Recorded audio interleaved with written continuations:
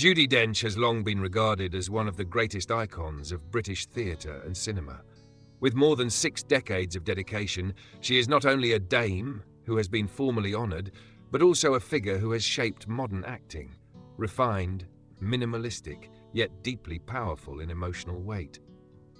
Yet in her later years, when her career had reached an almost absolute peak, she was faced with an entirely different challenge.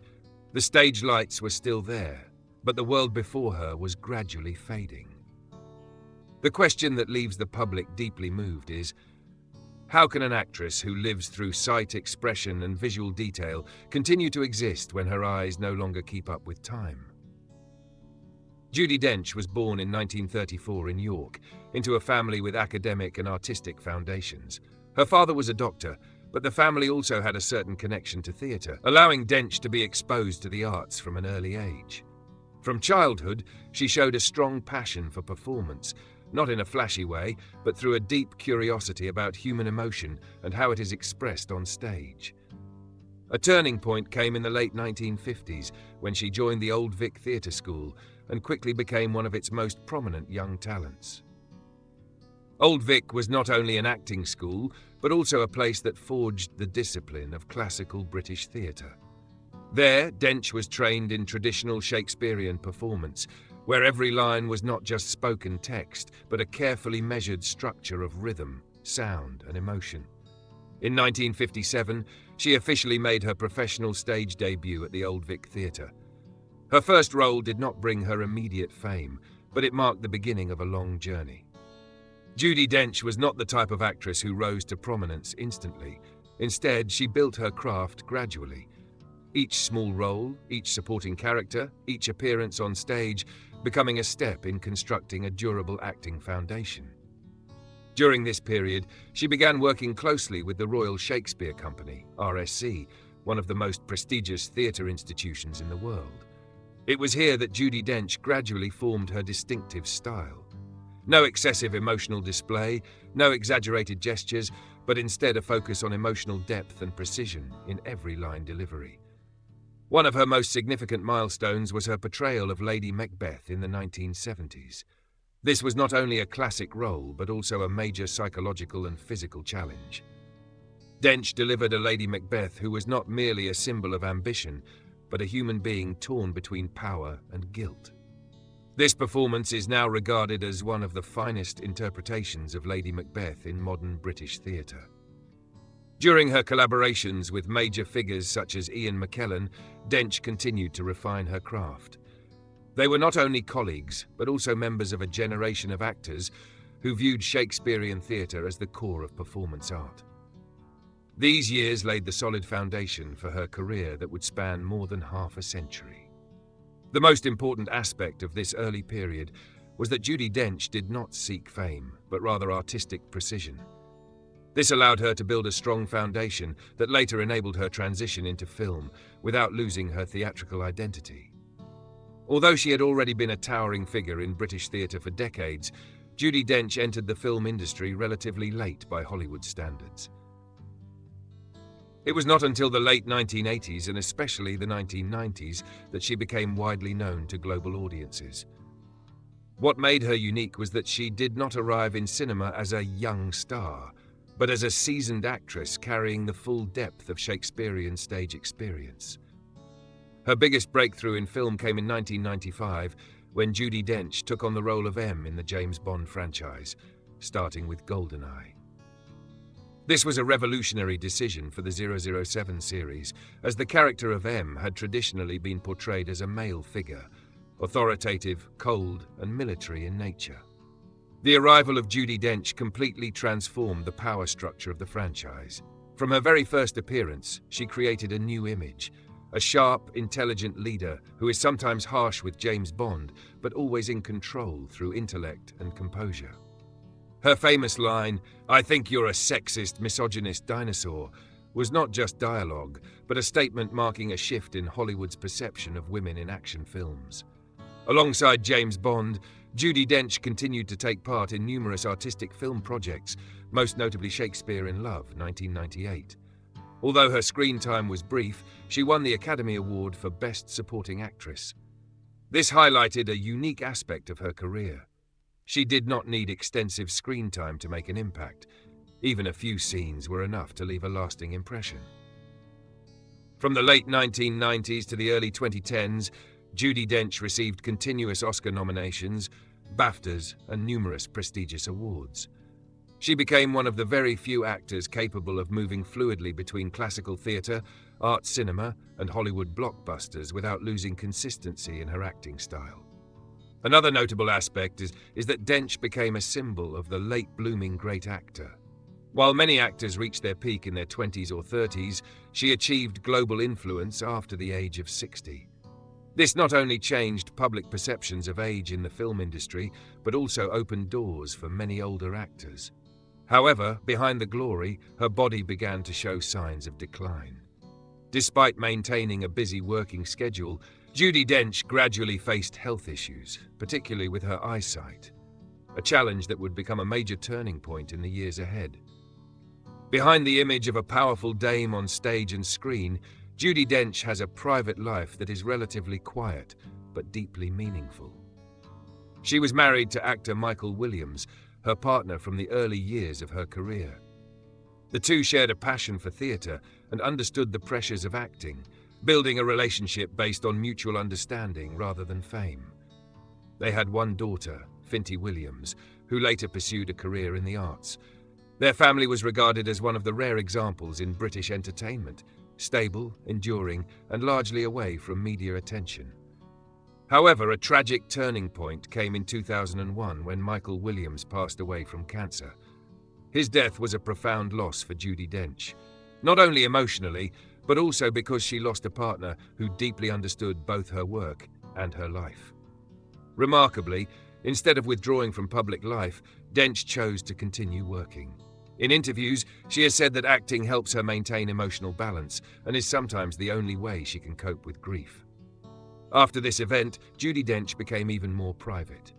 She focused more on family, close friends, and artistic work, avoiding media noise. This period marked a clear shift from being purely a performing artist to someone seeking inner stability.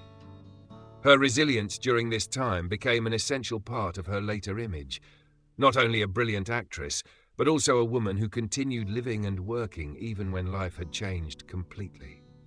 The year 2012 marked a quiet yet deeply transformative turning point in Judi Dench's life when she was diagnosed with age-related macular degeneration, AMD. This is a progressive medical condition that directly affects the central vision, gradually impairing a person's ability to see fine details, read text, and recognize faces. For an actress, especially one deeply rooted in classical theatre, this was an almost existential professional challenge. Vision is not merely a supporting tool, but the foundation for memorizing movement, reading scripts, observing fellow actors, and responding to the rhythm of live performance. At first, Judi Dench kept her condition private. She did not immediately disclose it to the media, instead quietly adjusting her working methods to adapt. During this period, she continued to take part in major film projects, including roles in the James Bond series and various independent films. However, over time, the deterioration of her eyesight became increasingly apparent. Reading scripts directly became difficult, forcing her to shift to an auditory method of learning dialogue. Assistants or close colleagues would read entire scripts aloud multiple times, allowing her to absorb lines through repetition. What is notable is that Dench did not view the condition as an ending to her career, but rather as a change in approach. She adapted by relying more on memory, stage experience, and her sense of rhythm in dialogue, skills she had developed over decades in theatre. Nevertheless, this remained a deeply challenging period. The loss of vision affected not only her professional work but also her daily life. Recognizing faces, navigating unfamiliar spaces, and performing simple everyday tasks gradually became more difficult. Despite these increasing limitations, Judi Dench maintained a calm and steady attitude. She did not deny reality, but neither did she allow it to define her identity. Instead, she continued working in whatever ways remained possible, sustaining her presence in the industry even as her circumstances changed significantly.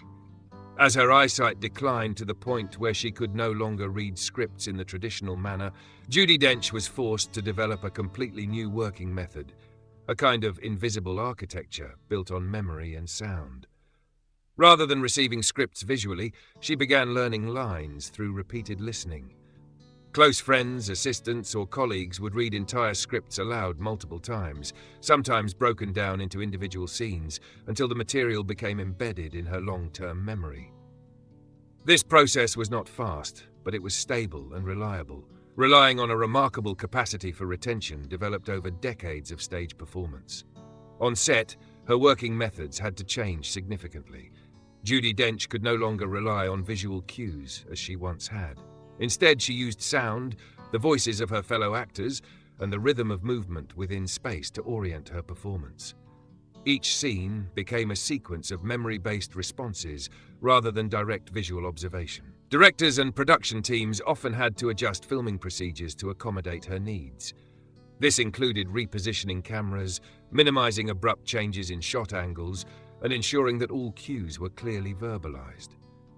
Even so, Dench continued to deliver an extraordinary level of precision in her acting, something that deeply impressed her colleagues. What is particularly remarkable is that despite her visual limitations, she did not lose her ability to convey emotion. On the contrary, many observers felt that her reliance on memory and hearing made her performances even more internalized, focusing on voice, breath, and presence rather than purely facial expression. This invisible architecture was not just a working method, but also a testament to how a veteran artist can adapt to the natural decline of the body without abandoning their craft. From around 2022 onwards, Judi Dench began speaking more openly about her eyesight condition. She candidly acknowledged that seeing clearly had become extremely difficult, particularly under stage lighting or on film sets, where conditions were constantly changing. By 2023, the condition had progressed to the point where she could no longer read scripts in the conventional way. This marked a significant milestone, as it meant that one of the most fundamental tools of acting was no longer available to her. Major projects with extensive dialogue became increasingly difficult, requiring her to reduce her workload and choose roles more selectively. In daily life as well, these limitations became more evident. Recognizing faces from a distance, moving independently, or participating in public events required assistance. Judi Dench once described the experience as the world becoming smaller, as everything gradually lost its clarity. However, notably, she did not treat these changes as a declaration of retirement. Instead, she has consistently maintained that she is not retiring, but rather changing the way she works. Occasional roles, short, symbolic, or special appearances have continued, largely made possible through support from her team and auditory methods of memorizing dialogue. Although her screen time has decreased, her presence still carries significant emotional and symbolic weight. This period clearly marks a transition from a full-time working actress to a selective artistic icon, where value is no longer measured by quantity of roles, but by the meaning of each appearance. Despite living with macular degeneration and increasingly visible physical limitations, Judi Dench has maintained a distinctive attitude. She does not see herself as someone whose career has ended. For her, art does not disappear when the body changes. It simply transforms into another form suited to reality. In recent years, she has continued to appear in artistic and educational initiatives, particularly those related to Shakespeare, the foundation of her entire career. Alongside longtime colleagues such as Ian McKellen, Judi Dench has participated in programs encouraging the teaching of theatre in schools, helping younger generations engage with Shakespeare in a more accessible and living way. What sets Judi Dench apart is not only her acting talent, but the way she confronts her own decline.